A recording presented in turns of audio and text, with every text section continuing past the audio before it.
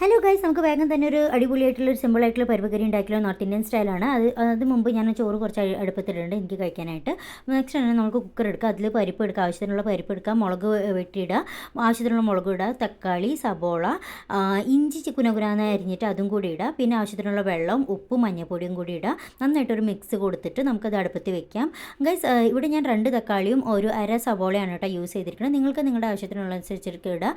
തക്കാളി കുറച്ച് കൂടിയാലും കുഴപ്പമില്ല, എന്നാൽ സബോള നിറച്ചിട്ടുണ്ട് കേട്ടോ, കുറച്ചിട്ടാൽ മതി.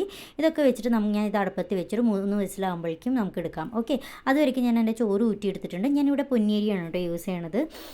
പിന്നെ നമുക്ക് ഇതേ പരിപ്പ് വെന്ത് കിട്ടിയിട്ടുണ്ട്, നന്നായിട്ട് ഉടഞ്ഞ് തക്കാളിയൊക്കെ ഉടഞ്ഞ് കിട്ടിയിട്ടുണ്ട്. അപ്പോൾ നമുക്ക് കാച്ചാം. ഇനി കാച്ചാനായിട്ട് ഞാൻ യൂസ് ചെയ്യേണ്ടത് സൺഫ്ലവർ. ആദ്യം തന്നെ നമുക്ക് സൺഫ്ലവർ ഓയിൽ ഇടാം. ഇന്ന് സൺഫ്ലവർ ഓയിൽ തന്നെ കേട്ടോ നല്ലത് കഴിക്കാനായിട്ട്. പിന്നെ കുറച്ച് ജീരകവും കടുകും. ജീരകം നിങ്ങളുടെ ആവശ്യത്തിന് എടുത്താൽ മതി, കുറേ ജീരകം ഇടണ്ട.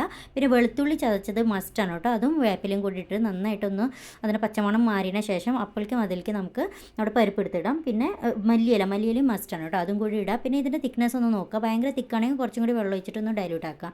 ഓക്കെ, നന്നായി തിളച്ച് വന്നിട്ടുണ്ട്, നമുക്ക് ഇത് ഇറക്കാം. ഇനി നമുക്ക് നമ്മുടെ നല്ല ചൂട് ചോറിൻ്റെ കൂടെ കഴിക്കാം കേട്ടോ.